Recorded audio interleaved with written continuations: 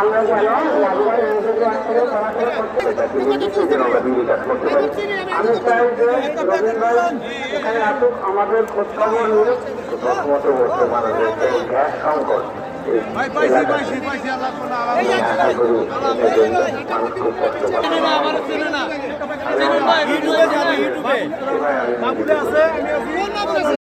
দক্ষিণ সুরক্ষা ও অভিনন্দন।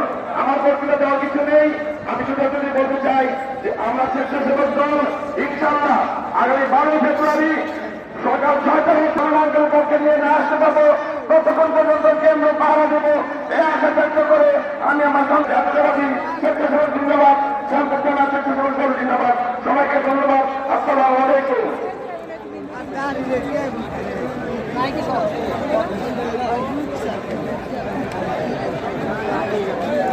ভাই বোনেরা,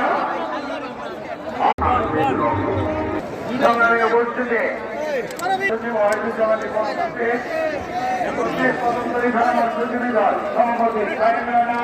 সাধারণ সম্পাদক হয়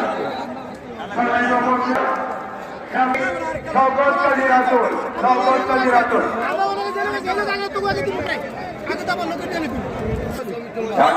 কর্তৃক আয়োজিত আজকের এই জনসভায় প্রধান অতিথিতে উপস্থিত থাকবেন বাংলাদেশের বিশেষ অতিথি উপস্থিত আছেন বাংলাদেশ জাতীয়তাবাদী দলের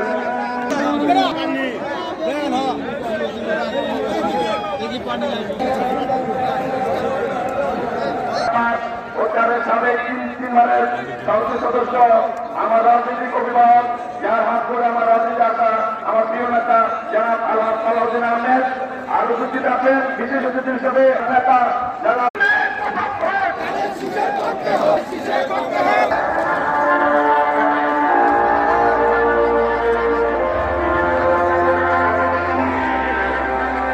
রাজনীতি যখন কেবল সুযোগ সন্ধানে বিচরণ ক্ষেত্র হয়ে উঠেছিল, তখন তিনি প্রতিটি মিছিলে সামনে থেকে নেতৃত্ব দিয়েছেন।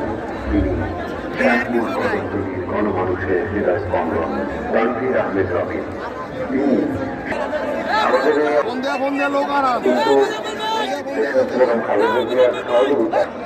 তৎকালীন আমার বাবা সাবেক সংসদ সদস্য হিসেবে এলাকার এবং আমাদের আমাদের এলাকার রাস্তাঘাট নেই, রাস্তা আছে সেখানে সুন্দর ড্রেনেজ ব্যবস্থা নেই। তাছাড়া আমাদের এলাকার কিছু খাল আছে যেগুলো আজকে দখল অবস্থায়। আমাদের এলাকার ভেঙে পড়া শাসন ব্যবস্থা আমাদেরকে নতুন ভাবনায় এবং সমাজের সকল শ্রেণী পেশার মানুষকে অন্তর্ভুক্ত করে নতুন করে নিয়ে সাজাতে হবে। পাশাপাশি আমাদের এলাকায় যথেষ্ট সুন্দর পানির, আমাদের নারীরা, আমাদের মা বোনেরা, আমাদের বিশেষ করে মেইন রাস্তাগুলি মোটামুটি চলাচলের মতো ব্যবস্থা, কিন্তু অলিতে গলিতে যে রাস্তাগুলি আছে সেগুলি এখনো পাকা করা হয়নি এবং ট্রেন নির্মাণ করা হয়।